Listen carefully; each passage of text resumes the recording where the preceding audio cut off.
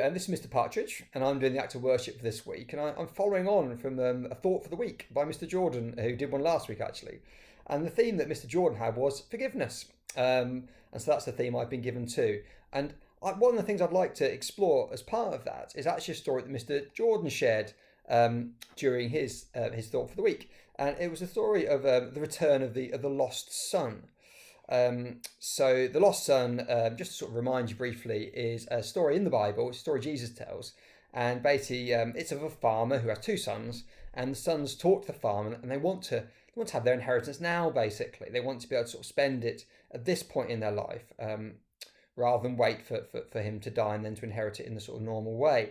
But the two sons treat it very differently. So one son does what you might consider to be all the right things. So he sort of helps make the farm a better place and sort of spends it on improving the farm and on sort of all the sort of sensible things that you might spend some extra money you came into on. Whereas the other son spends it in all the wrong ways. So he gambles and he sort of fritters it away really, really quickly, blows all the cash basically.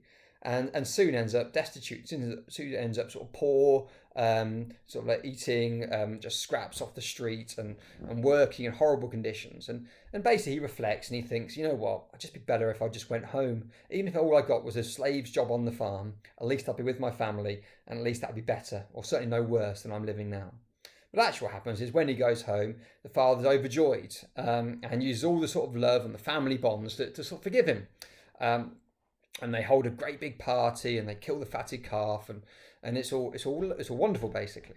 But often what you see when you look at pictures of that is like what in the picture I found here is another character in the background who looks sort of cross or unhappy to see him, and that's the first brother. And so really what that part of the story that Jesus tells is about, and he talks about this other brother. The other brother feels upset, really. He feels that this brother's getting forgiven too lightly. Here we are throwing the biggest party we've ever had and killing our best cow for the celebration, and that's never been done to me, and I've done all the right things, and here's this brother who's done all these wrong things, and look at all this wonderful stuff that's happening for him. That's really unfair. And so really what I wanted to think about is perhaps in your life you felt a bit like that. Perhaps you felt that either someone's asked for forgiveness or expected forgiveness, maybe even. Or maybe even been forgiven. Maybe you've seen another situation. Maybe one of your parents or a friend has forgiven someone that you just think that's really unfair. How can they put behind them what's happened? How can they really move on? So perhaps you can think of in your life, maybe even now, maybe there's a situation right now that you're still feeling really resentful or hurtful, sort of really hurt by, and that you don't think you're ready to forgive, or that'd be right to forgive the other person for what they've done. And so what I want to talk about just sort of really briefly in the act of worship this week is the idea of forgiveness and fairness, because often they're two things that clash together.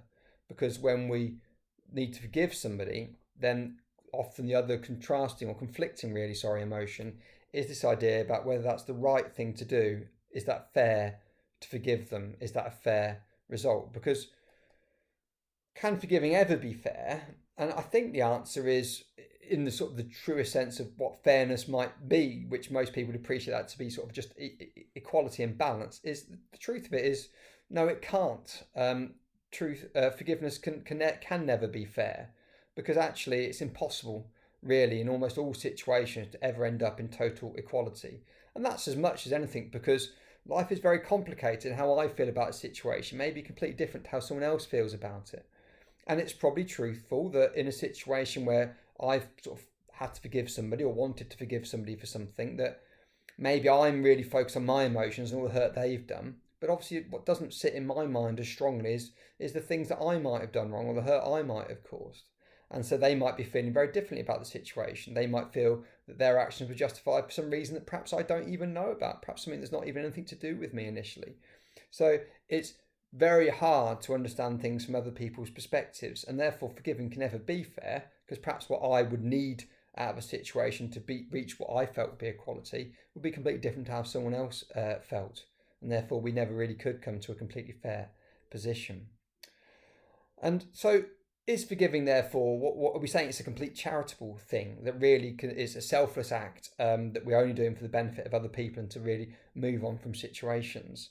And although I think there's truth in the fact that forgiveness is a gift, and we can give the gift of forgiveness by basically being prepared to move on from a situation, perhaps even clearly where we've been more wronged or come off on the wrong side of it more than somebody else, whether it's like that or not like that. It is in our gift to give it. But also, it isn't an entirely selfless act, because an important aspect and part of forgiveness is it is necessary to heal ourselves and to look after our own self, really. Because actually, one of the other things that's true about situations where we need to forgive is that until we do forgive, in some ways we can't move on from that situation. So if you go back, if you manage to think of a situation perhaps where you feel wronged or upset at the moment, then you are currently hurting over that. And until you're prepared to move on from that, and that is forgiveness of a type, even if it's not the same as ever directly going up to that person saying, I forgive you, but be able to sort of move away and move past that situation, then that is a requirement of setting yourself free of that burden and hurt you currently feel. And so, yes, forgiveness is a thing that we do to benefit others, absolutely, because it helps improve a situation that we're part of and that they're part of too. But also, forgiveness is something that helps ourselves, really, by healing hurt and wounds. And until we do forgive, we can't ever get to a point where we can sort of feel like that in ourselves, and we can be free. So often you see in photos about forgiveness, or if you look online about what forgiveness is, there are often pictures like this, really, which in some ways is a strange photo, because we've got sort of these chains and they break, and then these sort of doves form out of that. And that is really the metaphor of the idea that we are bound by our hate and our upsets and our resentment towards particular situations. And actually, forgiveness sets everybody free. It allows us to move on. It allows us potentially to heal. So I'd like to finish with a reflection, really, and it's a prayer by a guy called Desmond Tutu, and he's done a lot of work in Africa, many great things in his life, but a lot of work in Africa where, as in many parts of the world, a lot of hurt and damage and harm has been caused in particular situations over the years. So he's talked about genocides in places like Rwanda. He talked a lot about the hurt in South Africa, an area of the world where a lot of pain has been caused to innocent people, or to people that are part of situations and conflicts that they had no part in wanting to be, really. And actually talk about the need for the nation to heal, about how we need to forgive and move on, but by allowing ourselves to sort of be free of these situations by forgiving. So he wrote this prayer about it. I want to be willing to let go, to forgive, but dare not ask for the will to forgive, in case you give it to me. And I'm not yet ready. I'm not yet ready for my heart to soften. I'm not yet ready to be vulnerable again. Not yet ready to see that there is humanity in my tormentor's eyes, or that one who hurt me may also have cried. I'm not yet ready for that journey. I'm not yet interested in the path. I am at the prayer before the prayer of forgiveness. Grant me the will to want to forgive. Grant it to me not yet, but soon. Can I ever form the words, forgive me? Dare I even look? Do I dare see the hurt I have caused? I can glimpse all the shattered pieces of that fragile thing, the soul trying to rise up on the broken wings of hope. But only out of the corner of my eye, I am afraid of it. And if I am afraid to see, how can I be afraid to say, forgive me? Is there a place where we can meet, you and me? The place in the middle where we straddle the lines, where you are right and I am right too, and both of us are wrong and wronged? Can we meet there? Can we look for the place where the path begins, the path that ends when we forgive? So thank you very much for your time today, and I hope you do find some place to reflect about sort of your own life now and again then in the future, about the power of forgiveness, and how, yes, it is something that helps the world be a better place and helps heal very many things around us, but it also is an important part of healing ourselves when we're in a situation where perhaps we've been caused hurt and harm too. Thank you very much for your time. Thank you.